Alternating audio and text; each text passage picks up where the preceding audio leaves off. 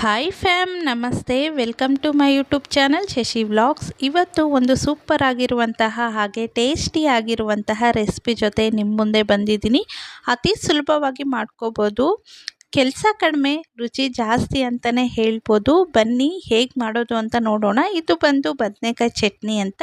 ನಾನು ಇದನ್ನು ಇವತ್ತು ಬಿಸಿ ಅನ್ನದ ಜೊತೆ ಸರ್ವ್ ಮಾಡ್ಕೊತಾ ಇದ್ದೀನಿ. ಬಿಸಿ ಅನ್ನಕ್ಕೆ ಒಂದು ಸ್ವಲ್ಪ ತುಪ್ಪ ಹಾಕ್ಕೊಂಡು ಚಟ್ನಿನ ಹಾಕ್ಕೊಂಡು ತಿಂತಾ ಇದ್ದರೆ ಇನ್ನೊಂದು ಸ್ವಲ್ಪ ತಿನ್ನಬೇಕು ಅಂತ ಅನಿಸ್ಬೇಕು. ಹಾಗಿರುತ್ತೆ. ನೀವು ಕೂಡ ಒಮ್ಮೆ ಟ್ರೈ ಮಾಡಿ, ಆಗ ನಿಮಗೂ ಕೂಡ ಗೊತ್ತಾಗುತ್ತೆ. ಈ ಬದನೆಕಾಯಿ ಚಟ್ನಿನ ನಾವು ಮುದ್ದೆ, ಚಪಾತಿ ಹಾಗೆ ಅಕ್ಕಿ ರೊಟ್ಟಿ ಜೊತೆ ಕೂಡ ಸರ್ವ್ ಮಾಡ್ಕೋಬೋದು. ಬನ್ನಿ ಈಗ ಮಾಡೋದು ಹೇಗೆ, ಹಾಗೆ ಇದಕ್ಕೆ ಏನೇನು ಇಂಗ್ರೀಡಿಯೆಂಟ್ಸ್ ಬೇಕು ಅಂತ ನೋಡೋಣ. ಅದಕ್ಕೂ ಮುಂಚೆ ಇನ್ನೂ ಯಾರೆಲ್ಲ ನನ್ನ ಯೂಟ್ಯೂಬ್ ಚಾನಲ್ಗೆ ಸಬ್ಸ್ಕ್ರೈಬ್ ಆಗಿಲ್ಲ, ಪ್ಲೀಸ್ ಸಬ್ಸ್ಕ್ರೈಬ್ ಆಗಿ. ಹಾಗೆ ಲೈಕ್ ಮಾಡಿ, ಶೇರ್ ಮಾಡಿ, ಕಮೆಂಟ್ ಕೂಡ ಮಾಡಿ. ವಿಡಿಯೋ ಹೇಗಿದೆ ಅನ್ನೋದು ಫೇಸ್ಬುಕ್ಕಲ್ಲಾದರೆ ಫಾಲೋ ಮಾಡಿ ಅಂತ ಹೇಳ್ತಾ ಇದ್ದೀನಿ. ಈಗ ಬನ್ನಿ ಇದಕ್ಕೆ ಏನೇನು ಇಂಗ್ರೀಡಿಯೆಂಟ್ಸ್ ಬೇಕು ಅಂತ ನೋಡೋಣ. ನಾನಿಲ್ಲಿ ಒಂದು 6 ಈ ರೀತಿ ಬಿಳಿ ಬದನೆಕಾಯಿನ ತೊಗೊಂಡಿದ್ದೀನಿ. ಇದು ಟೇಸ್ಟ್ ತುಂಬ ಚೆನ್ನಾಗಿರುತ್ತೆ ಹಾಗಾಗಿ. ಹಾಗೆ 2 ಟೊಮೆಟೊ, ಖಾರಕ್ಕೆ ಅನುಗುಣವಾಗಿ ಹಸಿಮೆಣಸಿನ್ಕಾಯಿ, ಹಾಗೆ ಕೊತ್ತಂಬರಿ ಮತ್ತು ಬೆಳ್ಳುಳ್ಳಿಯನ್ನು ಕೂಡ ತಗೊಂಡಿದ್ದೀನಿ. ಇನ್ನು ಇಲ್ಲಿ ಒಗ್ಗರಣೆಗೆ ಬಂದು ಎಣ್ಣೆ, ಹಾಗೆ ಸಾಸಿವೆ, ಜೀರಿಗೆ, ಮೀಡಿಯಮ್ ಸೈಜ್ ಈರುಳ್ಳಿನ ಸಣ್ಣದಾಗಿ ಕಟ್ ಮಾಡಿ ಇಟ್ಕೊಂಡಿದ್ದೀನಿ. ಹಾಗೆ ಕರಿಬೇವಿನ ಎಲೆ, ರುಚಿಗೆ ಬೇಕಾಗಿರೋಷ್ಟು ಉಪ್ಪು, ಹಾಗೆ ಅರಿಶಿನ ಮತ್ತು ಸ್ವಲ್ಪ ಸಾಂಬಾರು ಪುಡಿಯನ್ನು ತಗೊಂಡಿದ್ದೀನಿ. ಈಗ ಒಂದು ಕುಕ್ಕರ್ನ ತಗೊಂಡು ತೆಗೆದಿಟ್ಕೊಂಡಿರುವಂತಹ ಟೊಮೆಟೊ ಹಾಗೆ ಹಸಿಮೆಣಸಿನ್ಕಾಯಿನ ಕೂಡ ನಾನು ತೊಳೆದು ಹಾಕ್ಕೊಂಡಿದ್ದೀನಿ. ಈಗ ಬದನೆಕಾಯಿನ ಈ ರೀತಿ 4 ಹೋಳಾಗಿ ಕಟ್ ಮಾಡಿ ಹಾಕ್ಕೊತಾ ಇದ್ದೀನಿ. ಯಾಕಂದರೆ ಹುಳ ಇರುತ್ತಲ್ವ, ಹಾಗಾಗಿ ಚೆಕ್ ಮಾಡಿಕೊಂಡು ಎಲ್ಲದನ್ನು ಈ ರೀತಿ ಕಟ್ ಮಾಡಿಕೊಂಡು ಹಾಕ್ಕೊತಾ ಇದ್ದೆ. ಇದಕ್ಕೆ ಈಗ ಬೇಕಾದಷ್ಟು ಸ್ವಲ್ಪ ಬೇಯಕ್ಕೆ ಬೇಕಾಗಿರೋಷ್ಟು ನೀರನ್ನು ಕೂಡ ಸೇರಿಸ್ಕೊತಾ ಇದ್ದೀನಿ. ನಾವು ಇದನ್ನು ಬೇಕಂದರೆ ಪಾತ್ರೆಯಲ್ಲೂ ಕೂಡ ಬೇಯಿಸ್ಕೋಬೋದು. ಕುಕ್ಕರಲ್ಲಾದರೆ ಸ್ವಲ್ಪ ಬೇಗ ಆಗುತ್ತೆ ಅಂತ ನಾನು ಕುಕ್ಕರಲ್ಲಿ ಬೇಯಿಸ್ಕೊತಾ ಇದ್ದೀನಿ. ಇನ್ನು ಕುಕ್ಕರ್ ಮುಚ್ಚಳನ ಮುಚ್ಚಿಬಿಟ್ಟು 2 ವಿಸಿಲ್ ಕೂಗಿಸ್ಕೊಂಡ್ರೆ ಸಾಕು, ನೀಟಾಗಿ ಬೇಯುತ್ತೆ. ಈಗ ಇಲ್ಲಿ ನೋಡ್ಬೋದು ಬದನೆಕಾಯಿ ಎಲ್ಲ ಬೆಂದಿತ್ತಲ್ವ, ಇದನ್ನು ಒಂದು ಸ್ವಲ್ಪ ತಣ್ಣಗಾಗೋದಕ್ಕೆ ಬಿಟ್ಟಿದ್ದೆ.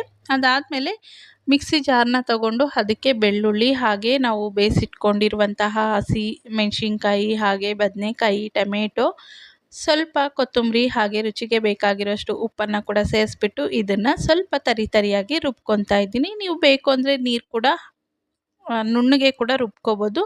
ಇದಕ್ಕೆ ನೀರಿನ ಅವಶ್ಯಕತೆ ಏನಿರಲ್ಲ, ಹಾಗೆ ಚೆನ್ನಾಗಿರುತ್ತೆ ರುಬ್ಬೇಕಾರೆ. ಇನ್ನು ಇಲ್ಲಿ ಒಗ್ಗರಣೆ ಮಾಡ್ಕೊತಾ ಇದ್ದೀನಿ. ಒಗ್ಗರಣೆಗೆ ಬಾಣಲಿ ಇಟ್ಕೊಂಡು ಅದಕ್ಕೆ ಒಂದು 2 ಟೇಬಲ್ ಸ್ಪೂನ್ ಎಣ್ಣೆ ಹಾಕಿ ಕಾದ್ಮೇಲೆ ಸಾಸಿವೆ, ಜೀರಿಗೆ, ಹಾಗೆ ಕರಿಬೇವಿನ ಎಲೆ ಹಾಕ್ಕೊಂಡು ಅದೊಂದು ಸ್ವಲ್ಪ ಫ್ರೈ ಆದಮೇಲೆ ಹಚ್ಚಿಟ್ಕೊಂಡಿರುವಂತಹ ಈರುಳ್ಳಿಯನ್ನು ಕೂಡ ಸೇರಿಸ್ಬಿಟ್ಟು ಈರುಳ್ಳಿ ಸ್ವಲ್ಪ ಕಲರ್ ಚೇಂಜ್ ಆಗೋ ತನಕ ಚೆನ್ನಾಗಿ ಫ್ರೈ ಮಾಡ್ಕೊತಾ ಇದ್ದೀನಿ. ಇಲ್ಲಿ ಈರುಳ್ಳಿ ಚೆನ್ನಾಗಿ ಫ್ರೈ ಆದರೆ ಟೇಸ್ಟ್ ಕೂಡ ತುಂಬಾ ಚೆನ್ನಾಗಿ ಬರುತ್ತೆ. ಇನ್ನು ಈರುಳ್ಳಿ ಎಲ್ಲ ಕಲರ್ ಚೇಂಜ್ ಆದಮೇಲೆ ಇದಕ್ಕೆ ಸ್ವಲ್ಪ ಅರಿಶಿನ, ಹಾಗೆ ತೆಗೆದಿಟ್ಕೊಂಡಿರುವಂತಹ ಸ್ವಲ್ಪ ಸಾಂಬಾರು ಪುಡಿಯನ್ನು ಕೂಡ ಸೇರಿಸ್ಬಿಟ್ಟು ಚೆನ್ನಾಗಿ ಮಿಕ್ಸ್ ಮಾಡಿಕೊಂಡು ಅದೊಂದು ಸ್ವಲ್ಪ ಹಸಿ ಸ್ಮೆಲ್ ಹೋಗಿ ಘಮ ಬರೋ ತನಕ ಚೆನ್ನಾಗಿ ಎಣ್ಣೆಯಲ್ಲಿ ಫ್ರೈ ಮಾಡಿಕೊಂಡ್ರೆ ಸಾಕು. ಇನ್ನು ಈಗ ನಾವು ರುಬ್ಕೊಂಡಿರುವಂತಹ ಬದನೆಕಾಯಿದ್ದು ಚಟ್ನಿನ ಇದಕ್ಕೆ ಮಿಕ್ಸ್ ಮಾಡಿ ಚೆನ್ನಾಗಿ ಮಿಕ್ಸ್ ಮಾಡ್ಕೋಬೇಕು. ಇಲ್ಲಿ ನಮಗೆ ನೀರಿನ ಅವಶ್ಯಕತೆ ಬೇಕು ಅಂದರೆ ರೊಟ್ಟಿಗೆ ಅದಕ್ಕಾದರೆ ನಾವು ನೀರೇನು ಸೇರಿಸೋದು ಬೇಡ, ಹಾಗೆ ತಿನ್ಕೋಬೋದು. ಬಟ್ ನಾನಿಲ್ಲಿ ಅನ್ನಕ್ಕೆ ಮತ್ತು ಮುದ್ದೆಗೆ ಬೇಕಾಗುತ್ತೆ ಅಂದ್ಬಿಟ್ಟು ಇದಕ್ಕೆ ಸ್ವಲ್ಪ ನೀರನ್ನು ಸೇರಿಸ್ಕೊತಾ ಇದ್ದೀನಿ. ಈಗ ಚೆನ್ನಾಗಿ ಮಿಕ್ಸ್ ಮಾಡಿ ಇದನ್ನು ಒಂದು ಕುದಿ ಬರೋ ತನಕ ಕುದಿಸ್ಕೊಂಡ್ರೆ ಸಾಕು. ಟೇಸ್ಟಿಯಾಗಿರುವಂತಹ ಬದನೆಕಾಯಿ ಬಜ್ಜಿ ಚಟ್ನಿ ರೆಡಿ. ಇದನ್ನು ಬಜ್ಜಿ ಅಂತ ಕೂಡ ಕರಿಬಹುದು. ನೋಡ್ಬೋದು ತುಂಬಾ ಚೆನ್ನಾಗಿತ್ತು. ಅಷ್ಟೇ ಇವತ್ತಿನ ವಿಡಿಯೋ. ನಿಮ್ಮೆಲ್ಲರಿಗೂ ಇಷ್ಟ ಆಗಿದೆ ಅಂತ ಅಂದ್ಕೊಂಡಿದ್ದೀನಿ. ಮುಂದೆ ಇನ್ನೂ ಒಂದು ಒಳ್ಳೆ ವಿಡಿಯೋ ಜೊತೆ ಮತ್ತೆ ಸಿಗ್ತೀನಿ. ಅಲ್ಲಿ ತನಕ ಬಾಯ್, ಟೇಕ್ ಕೇರ್.